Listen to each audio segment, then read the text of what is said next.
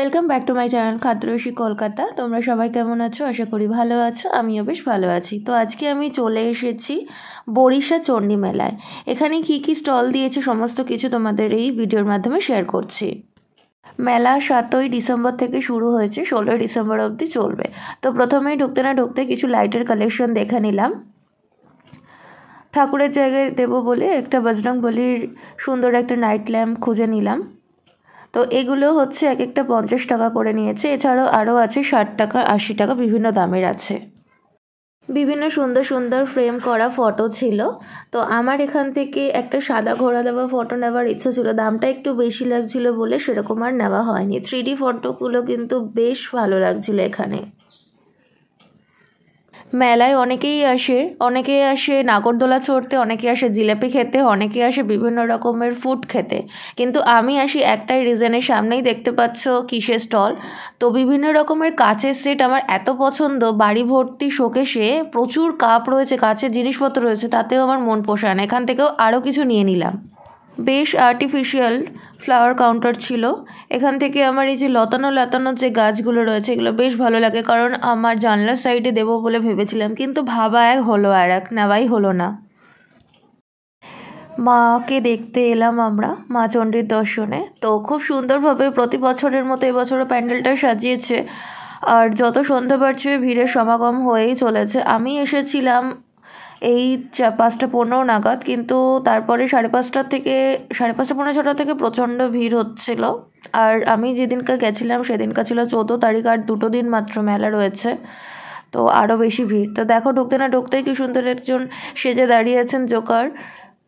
তারপরে আরও একজনকে দেখাচ্ছি, ইনি মাথার মধ্যে নিয়ে দাঁড়িয়ে আছেন মায়ের মূর্তি নিয়ে, খুব সুন্দর স্ট্যাচু টাইপের হয়ে দাঁড়িয়ে রয়েছেন। ওপরে ডেকোরেশনটা যথেষ্ট সুন্দর করেছে, বাঁশ দিয়ে খুব সুন্দর করে রেড কালারের বাঁশ দিয়ে লাইট দিয়ে, এবং কিছু আয়না ছিল ছোট ছোট, ওগুলো দিয়ে সুন্দরভাবে ডেকোরেশনটি করা হয়েছে। এবারে চলো ধীরে ধীরে মায়ের দর্শনে চলে যাওয়া যাক, মায়ের কাছে নিয়ে যাই। প্রচণ্ড ভিড় ছিল, ভিড় ঠেলতে ঠেলতে আমি মায়ের দর্শন তো করতেই হবে। তো ধীরে ধীরে মায়ের দর্শনের দিকে চলো এগিয়ে দেওয়া যাক। প্রতি বছরের মতো এবছরও মায়ের মূর্তিটি সেমই করা হয়েছে। এখানে মূর্তি কিন্তু সেমই হয়, খুব একটা কিন্তু ডিফারেন্ট হয় না।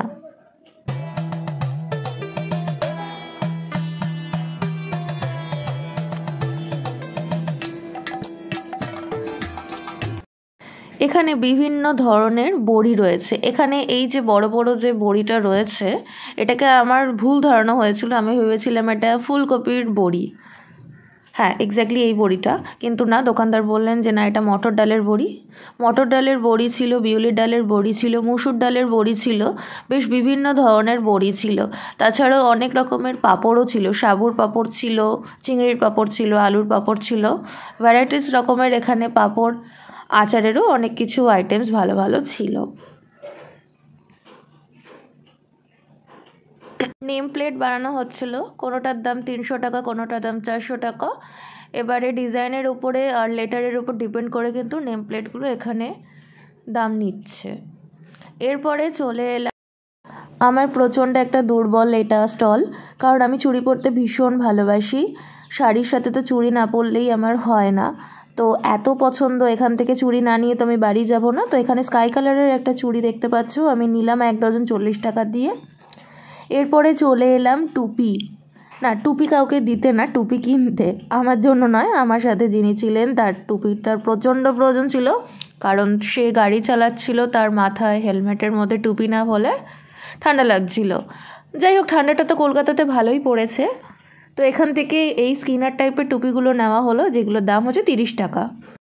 লাস্টে একবার এখান থেকে একটা সুন্দর একটা ডগি নিলাম, সফট টয়েস নিয়ে সোজা বাড়ির উদ্দেশ্যে রওনা দিলাম। তো আজকে আমার এখানে ব্লগটা তোমাদের কেমন লাগলো অবশ্যই তোমরা কমেন্টে জানিও। আর এখনও পর্যন্ত যারা যারা এই চণ্ডী মেলায় আসোনি, 16 তারিখ অবধি মেলা আছে, একবার এসে ঘুরে যেও। আজকের মতো বিদায় নিলাম, সবাই ভালো থেকো।